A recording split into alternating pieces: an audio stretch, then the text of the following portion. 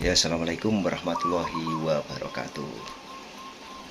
Di sini saya lagi beraktivitas ngumbar, ngumbar burung perkutut atau diumbar atau burung perkututnya itu dikasih di tempat ruangan yang luas.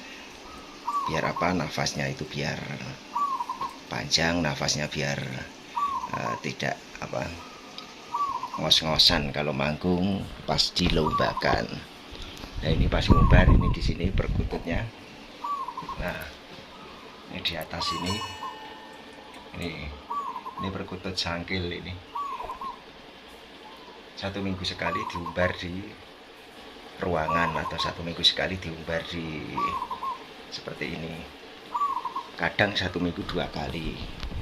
Nah, ini juga ini yang gentiwo ini mapan di sini di pojokan ruangan. Ini gentiwo. Nih. Nah, itu gentiwo ini. Jadi biar apa manfaatnya? Biar apa manfaatnya untuk pengumbaran sendiri itu. Pengumbaran itu untuk satu untuk nafasnya tambah panjang, karena kalau durasi lomba itu kan durasinya 30 menit, kadang ada yang 45 menit. Kadang durasinya itu kan panjang kan. Kalau nggak diumbar seperti ini nanti pas waktu dilombakan otomatis dia membutuhkan power banyak, membutuhkan tenaga banyak, membutuhkan energi banyak untuk mengeluarkan anggungan. Sedangkan dari awal sampai akhir 30 menit itu kita dituntut atau burung perkutut itu diharapkan untuk manggung terus dan banyak-banyakan poin kalau untuk sistem gacoran. Nah, seperti ini. Nah, ini kan sangkil ini. Di pojokan diam saja ini, capean paling terbangan ke sana sini di ruangan. Nah, ini. Dan ini beberapa prestasinya, prestasi sangkil. Dan banyak piagam sertifikat, piagamnya udah banyak. Ini piagam dari berbagai daerah, dari berbagai komunitas dan lain sebagainya. Dan ini gentiwo baru beberapa baru terbang sebentar udah ngos-ngosan ini. Terbang sebentar tapi udah seharian terbang udah ngos-ngosan. Nah, jadi fungsinya seperti itulah, untuk menambah nafas panjang, dada seperti dada kuat, dan menambah jinak juga kalau diumbarnya di ruangan. Kalau nggak berani, kalau untuk perkutut yang tidak jinak, untuk perkutut yang tidak istilahnya tidak kutuk, tidak jinak itu bisa pintu ditutup terus diumbar di kamar. Kalau lebih bagus lagi kalau punya kandang yang lebih besar, seperti peranjen, seperti apa ya istilahnya, aviari yang satu kamar lah, kayak aviari yang satu kamar terus dilepas. Kandang-kandang umbaran, istilahnya kandang-kandang umbaran yang membuat burung perkutut itu tambah sehat, tambah bulunya tambah kencang juga lah kalau diumbar seperti itu. Jadi fungsinya macam-macam dan nafasnya ngeplongnya itu juga lebih kuat atau lebih istilahnya nafas ekstra lah seperti itu. Nah, ini diam saja, ini capean tadi. Gil, ngapa aku kesel lagi terbang sana sini loh, kecapean ini, sambil kecapean pas terbang di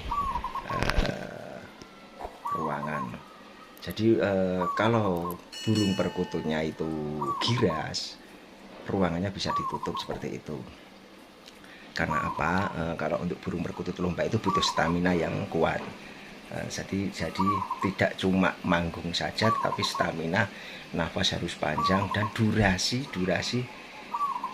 harus panjang.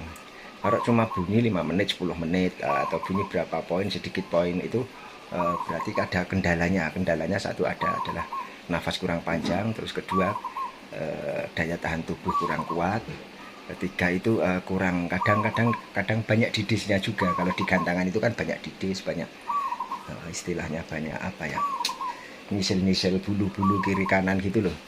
Jadi kadang kurang jemur, pertama kan kurang jemur, kedua itu kadang kurang mandinya loh, bingungnya di situ itu. kadang didis di atas gantangan itu kok bunyi, kadang burung itu di rumah bunyi dari awal sampai akhir, tetapi kalau di gantangan itu jarang bunyi. Apa penyebabnya kita sendiri yang harus tahu, atau perawatnya sendiri yang harus tahu. Sebab untuk yang tidak merawat tidak tahu, karena kesehariannya yang istilahnya yang sing ngedep itu kan pemiliknya, yang berinteraksi setiap harinya kan pemiliknya, seperti itu. Jadi yang tahu hanyalah pemiliknya, harusnya seperti itu. Jadi setiap burung perkutut itu settingan maupun kebiasaannya itu masing-masing, tidak disamaratakan seperti itu. Jadi tidak disamaratakan antara burung perkutut satunya dengan satunya lagi, tidak disamaratakan.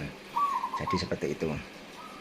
Dan untuk perjalanan untuk menuju ke lomba itu pertama itu harus diperhatikan juga kebiasaannya itu pakai mau ke lomba itu di kotak apa enggak, maksudnya itu dikasih dalam kotak, terus sampai di tempat lokasi itu terus dimasukkan ke dalam sangkar lomba, seperti itu. Istilahnya dalam perjalanan di kotak apa enggak.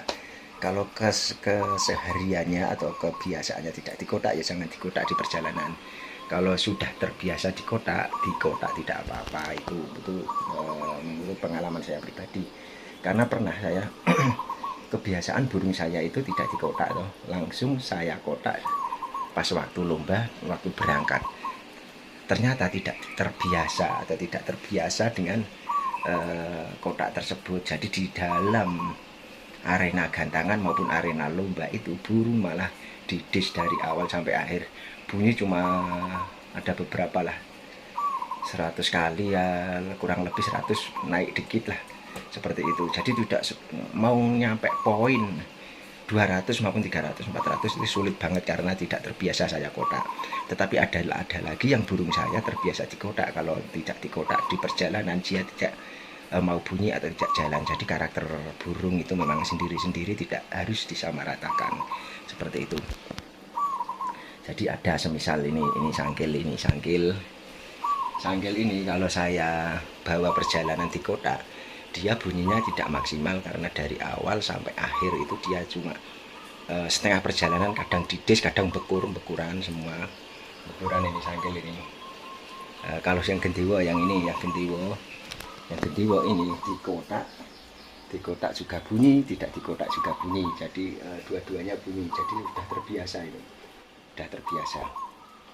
Terus ada yang banyak teman-teman atau sedulur-sedulur di YouTube saya ini yang nyimak video sini kan banyak juga yang bertanya, Mas, untuk burung perkutut lomba itu sebaiknya harus yang bagaimana?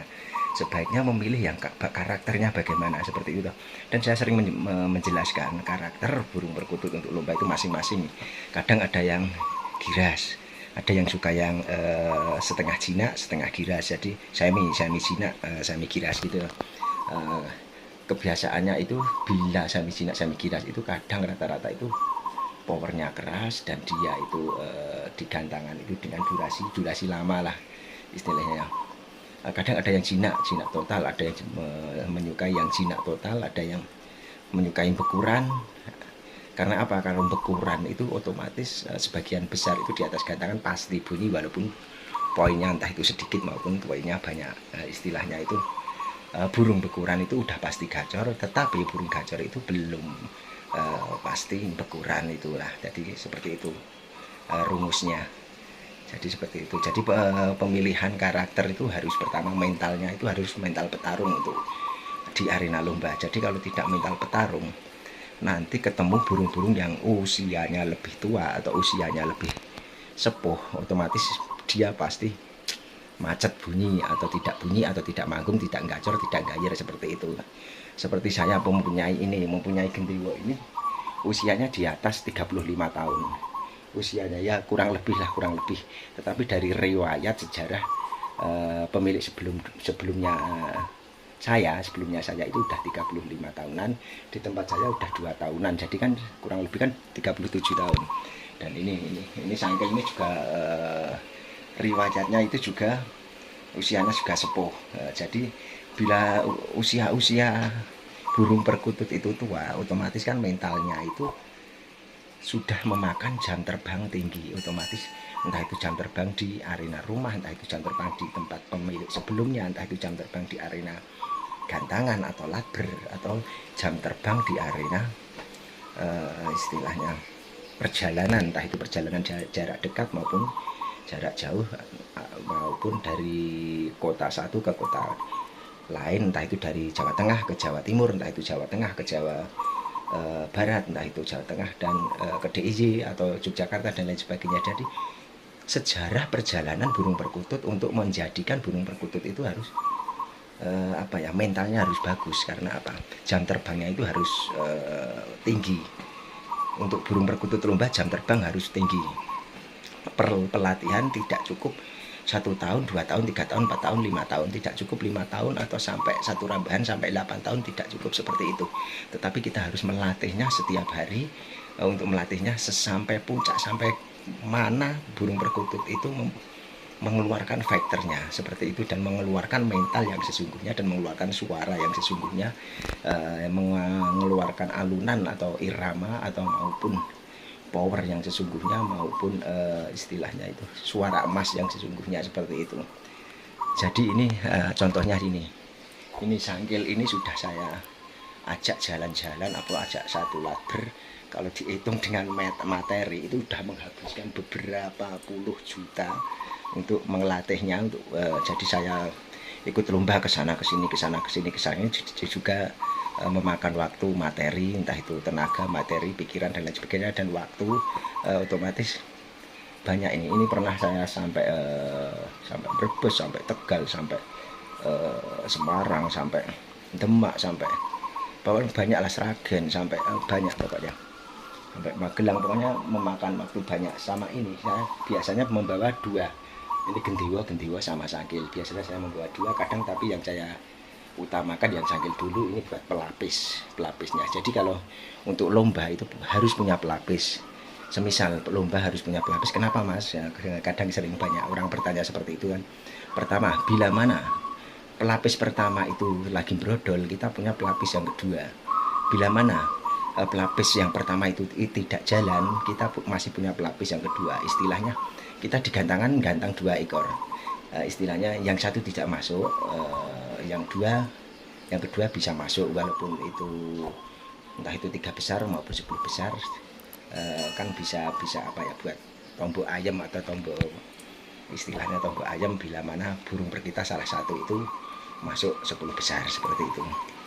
Walaupun saya kalau di Pantura tidak pernah masuk, karena apa? Beda cuaca. Saya di Jogja, burung saya dengan cuaca Jogja mungkin bunyi dengan maksimal, tetapi di Pantura itu cuacanya panas. Jadi kendalanya burung harus bisa beradaptasi dengan berbagai macam cuaca. Misal di cuaca dingin dia juga manggung, di cuaca panas dia juga manggung, seperti itu. Di cuaca dingin dia mau kerja, mau manggung, mau gacor, mau gayer, dan di cuaca panas dia juga mau manggung, mau kerja, mau gayer dan lain sebagainya, seperti itu. Jadi beda cuaca, beda iklim, beda hasil